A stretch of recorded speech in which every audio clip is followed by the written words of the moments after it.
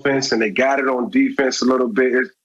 That's not going to suffice right now. When you look at the Kansas City Chiefs, they're going to come into the game with some structure. And their structure is allow Patrick to be Patrick and run the football effectively. And Andy's in the business of working smarter, not harder these days, and got the best quarterback in the world, best quarterback on the planet. And he said, I'm going to build an offensive run game around him that's going to be, stout. And it's going to take a lot of pressure off him and allow Patrick to just do what he do. And it's been showing up for the last couple of weeks, and it's going to show up on Sunday. And I think for that reason alone, they have a much better chance at beating the Tampa Bay Buccaneers, on the road and, in a situation where, it's a big game for them. So, I just think Andy's in the business of doing it the right way, making the game easier for Patrick. And, Kelsey's going to show up, Tyreek's going to show up, McCall Hardman's going to show up, Le'Veon Bell and all the rest of the guys. And, on both sides of the ball for Kansas City, they can get it done, and they've shown it and proven it over and over again. And I just don't think the Tampa Bay Buccaneers are in a position right now to beat the Kansas City Chiefs in 4 quarters of football. So before we go, Michael, what's your score? Just so we know how much do you believe this is going to be Kansas City's game? 31-20. Okay, got it. Fire away. Man, please. If that's all the points, somebody might get those combined numbers by themselves. You know what? This game is very important for the Chiefs because I'm afraid, Skip, if they lose this game, they're not catching Pittsburgh. I don't know. You look at Pittsburgh's schedule, Skip, they might go 16-0 in the regular season. Considering what just transpired with the Baltimore Ravens and losing Lamar, there's a good chance they go undefeated in the regular season. I'll buy that. There's only 1 game separation right now. Yep. So you lose this game now because there's only 1 team that gets to bye. So it's possible this game is not even going to get played. Right. Okay.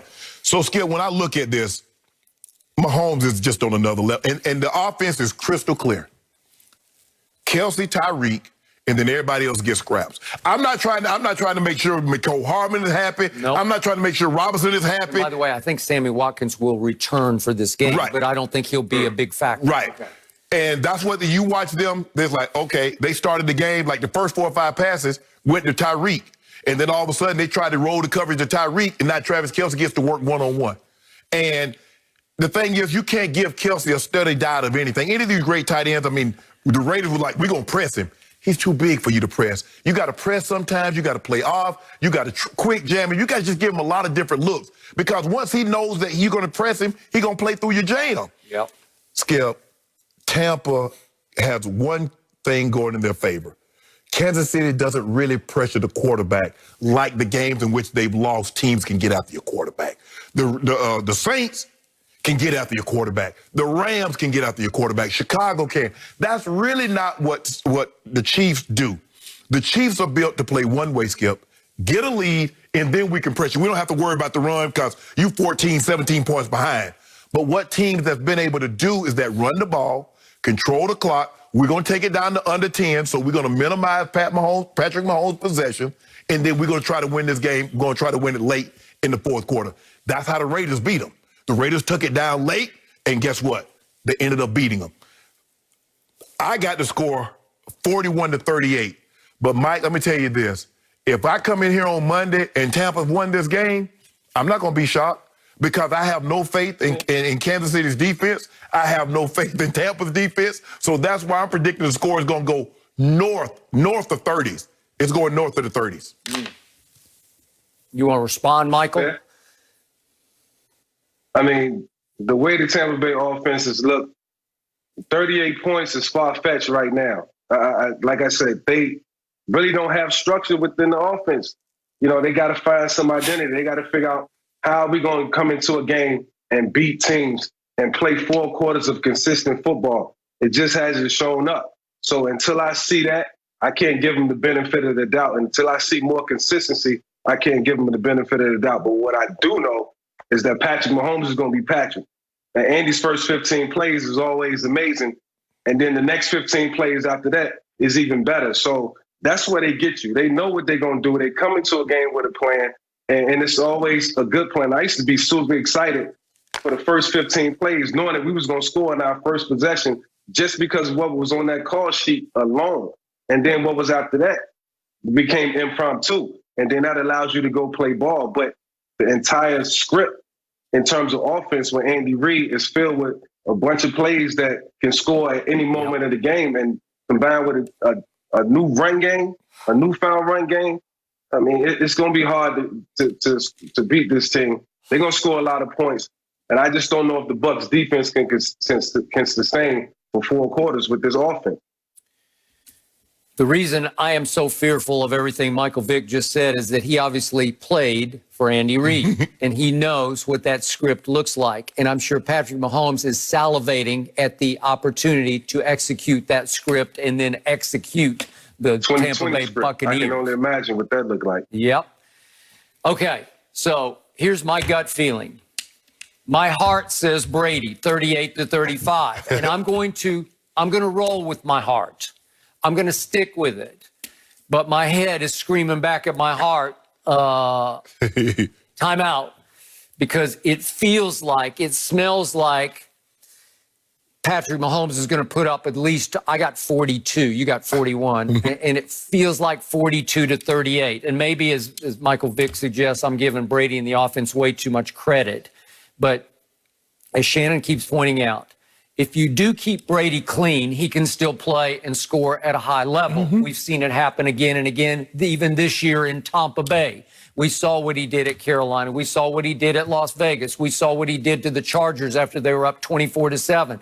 If you can't get any heat on him, he will pick you apart to pieces. And that will be short and long occasionally, because there's some no risk it, no biscuit throws, especially in the first half of this season when they got to 6-2.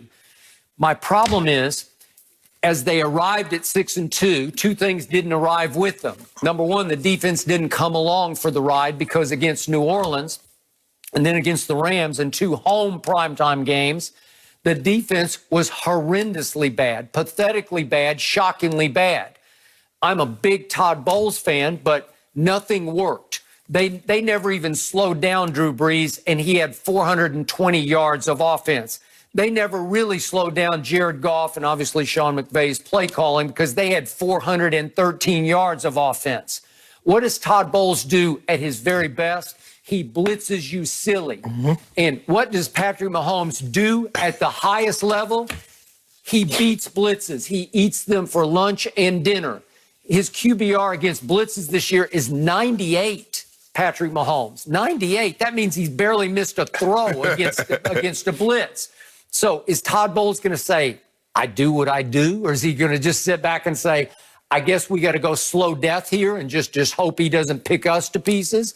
I don't know. And by the way, Jamel Dean, I know he's young, but he's been a playmaker for them. He was the one who picked off Aaron Rodgers. Pick sixed him. Did he have the pick? I think he did. He had the pick six.